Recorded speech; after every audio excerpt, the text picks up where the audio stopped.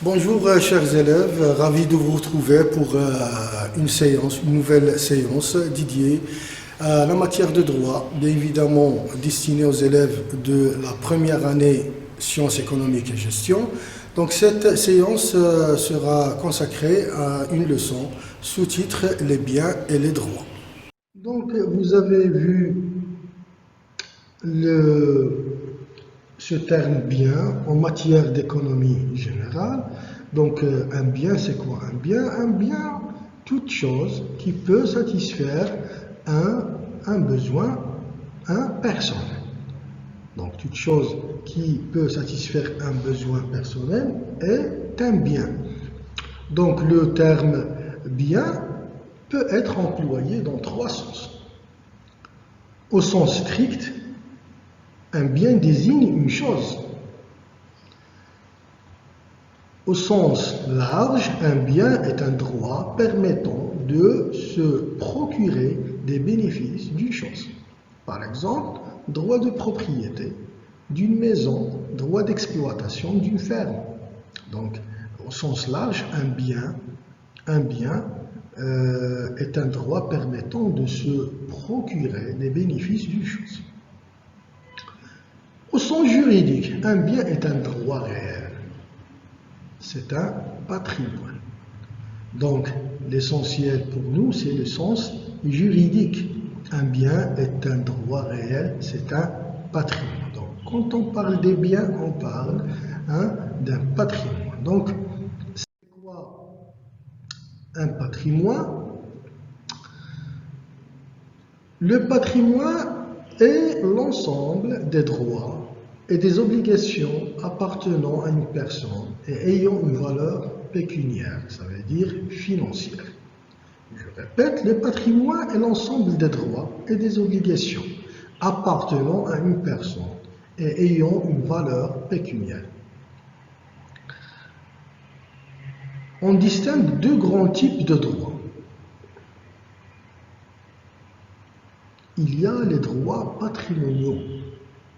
Qu'est-ce que ça veut dire les droits patrimoniaux? Ce sont les droits qui ont une valeur pécuniaire, qui peuvent être évalués en argent, propriété, créance, voiture. Ce sont des droits qui ont une valeur pécuniaire, ça veut dire qu'ils peuvent être évalués en argent. Donc on parle ici des droits patrimoniaux. Il y a en parallèle les droits extra-patrimoniaux. Qu'est-ce que ça veut dire? Ce sont les droits qui ne font pas partie du patrimoine, comme ils ne sont pas évalués en argent.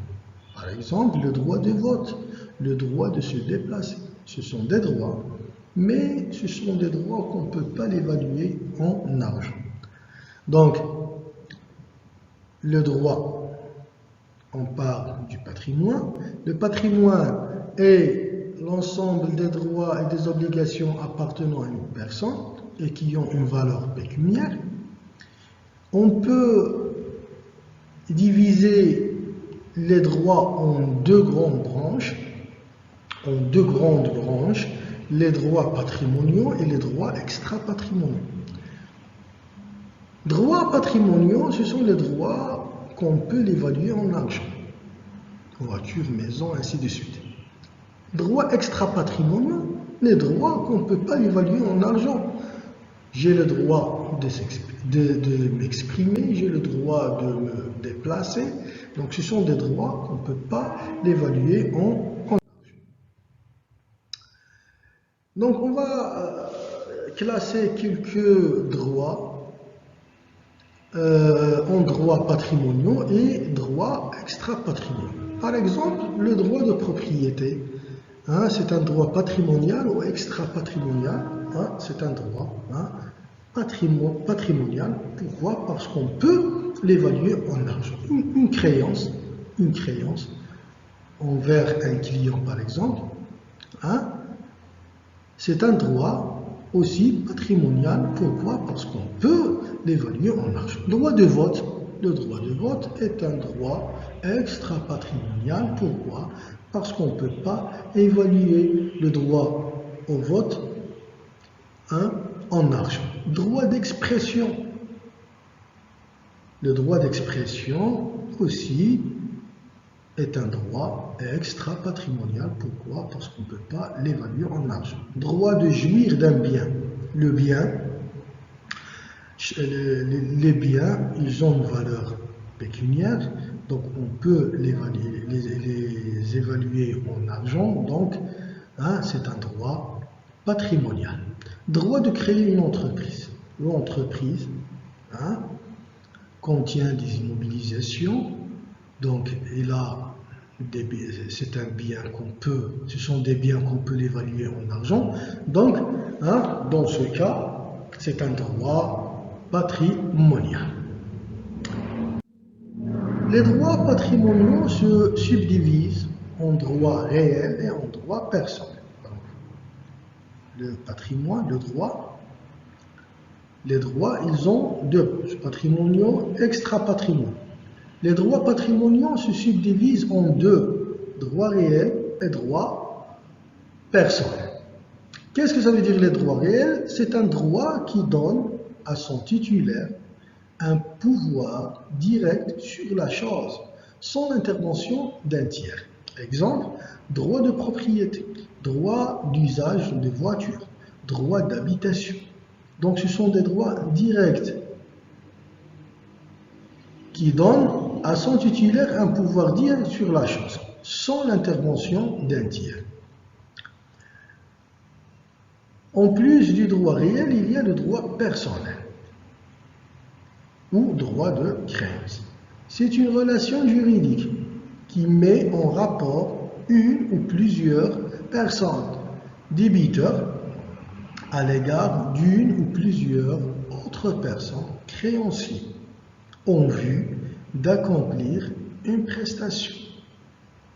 Donc il y a une relation entre, quand on parle du droit personnel, il faut y avoir deux éléments, deux parties, partie débiteur et partie créancier. Lorsque par exemple un client paie une somme d'argent à son avocat, donc l'avocat doit défendre son client. Donc il doit assumer, assumer son obligation. Donc ici on parle d'un droit personnel. Donc il y a deux branches du droit patrimonial, il y a les droits réels et les droits personnels. Donc pour mieux comprendre, on va vous donner un exemple. Monsieur Nasser possède une voiture et la vend à Monsieur Daki pour 50 000 dirhams, qui s'engage à payer la somme dans 3 mois. Monsieur Nasser va céder sa voiture à Monsieur Tuklali. En contrepartie, Monsieur Daki va payer une somme de 50 000 dirhams à Monsieur Nasser. Donc, on a convenu une relation réciproque entre Monsieur Daki et Monsieur Daki et Monsieur Nasser. Monsieur Daki va céder un droit réel à Monsieur Daki et Monsieur Daki a une obligation de payer une créance à Monsieur Nasser.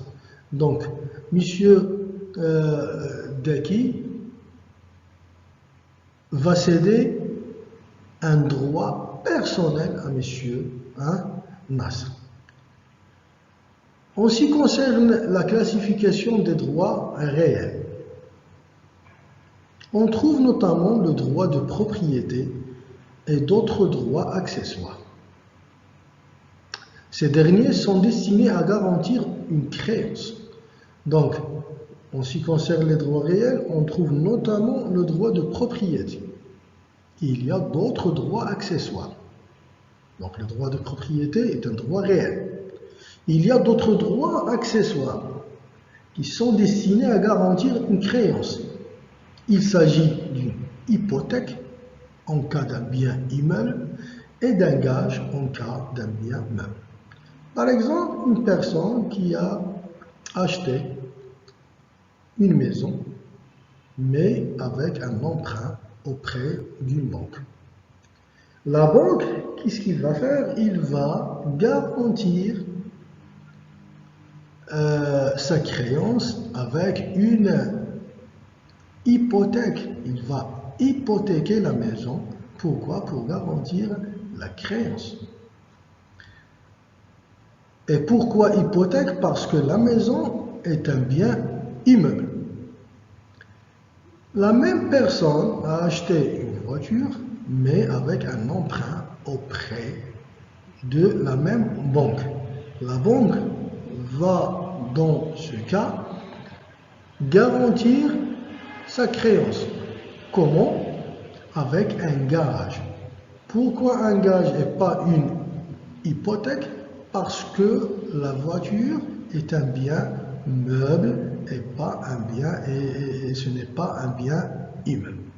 Donc, garantir la créance par une hypothèque dans le cas d'un bien immeuble et par un gage en cas d'un bien meuble. Classification des droits personnels. Donc, un droit personnel correspond à une obligation de la personne sur qui on a ce droit personnel. Cette obligation peut être de 3 types. Très bien. Donc, un droit personnel correspond à une obligation de la personne sur qui on a ce droit personnel. Donc, la personne est obligée soit de donner, soit de faire, soit de ne pas faire. Donc, la classification des droits personnels, il y a 3 types d'obligations. Il y a l'obligation de droit, de donner, il y a l'obligation de faire et il y a l'obligation de ne pas faire. Classification, maintenant, on va passer directement vers les classifications des biens qui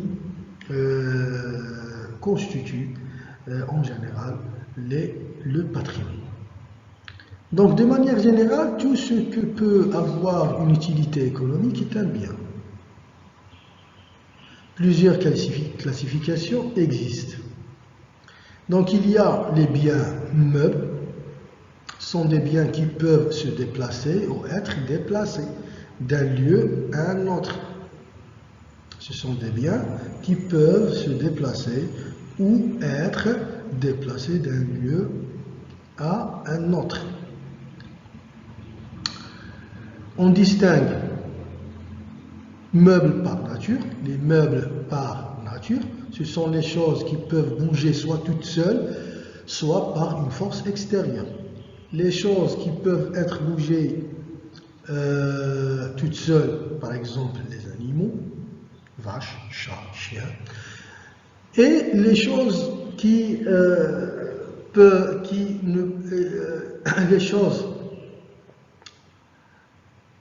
donc les meubles par nature, ce sont des choses qui peuvent être bougées soit toutes seules, soit par une force extérieure.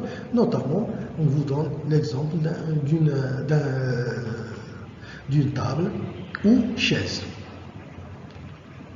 Deuxième branche des biens meubles, les meubles par anticipation. Il s'agit d'immeubles par nature, mais qui ont vocation à devenir meubles. Par exemple, les arbres, ce sont des biens immeubles. Ils ont une relation avec le sol. Mais sa récolte peut devenir un meuble. On peut le déplacer. C'est ça ce qu'on appelle meuble par anticipation. Les biens immeubles. C'est l'ensemble des biens immobilisés sur le sol. Par exemple, bâtiments, maisons, terrains. Ce sont des biens immobilisés sur le sol. On distingue immeubles par nature. sont des biens qui se caractérisent par leur attachement au sol, par nature. Il y a aussi immeubles par destination. Ici, il s'agit des biens meubles par nature, mais comme ils sont accessoires et attachés à un immeuble par nature, ils seront considérés juridiquement comme immeubles. Exemple, tapis d'escalier, matériel d'équipement dans une usine. On peut déplacer les matériaux, mais puisque ces matériaux sont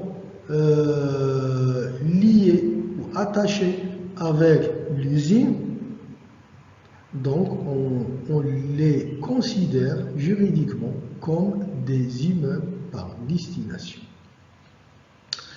Donc les biens immeubles, il y a deux branches, immeubles par nature, immeubles par destination. Parmi les autres classifications des biens, on trouve les biens corporels et les biens incorporels. Les biens corporels, ce sont les biens qui se matérialisent physiquement. Ils ont une existence physique. Maison, voiture, téléphone, ce sont des biens corporels. Ils ont une existence physique. Les biens incorporels. Les biens incorporels, ce sont les biens immatériels car ils n'ont pas une existence physique. Droit sur une chose, créance. Donc ce sont des biens incorporels. Donc on va voir tout ensemble une récapitulation de la leçon. Donc on a vu que les droits se subdivisent en deux grandes branches, les droits patrimoniaux et les droits extra-patrimoniaux. Les droits patrimoniaux, ce sont les droits qu'on peut évaluer en argent. Et les droits extra-patrimoniaux, ce sont les droits qu'on ne peut pas évaluer en argent, ne sont pas évaluables en argent. Les droits patrimoniaux se subdivisent en deux grandes branches, droit réel et droit personnel. Droit réel, c'est le droit qu'a une personne à une chose, directement, sans l'intervention d'un tiers. Droit personnel, c'est le droit de créance sur une personne. Les biens, donc on a vu qu'il y a des biens meubles, des biens immeubles, des biens corporels et des biens incorporels. Donc on va faire tout ensemble cette petite application pour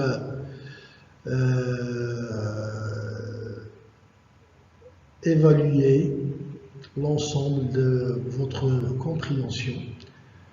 Donc la maison, on va cocher la case correspondante. La maison est un bien immeuble ou meuble corporel ou incorporel. Donc la maison, elle a une existence physique, donc c'est un bien corporel.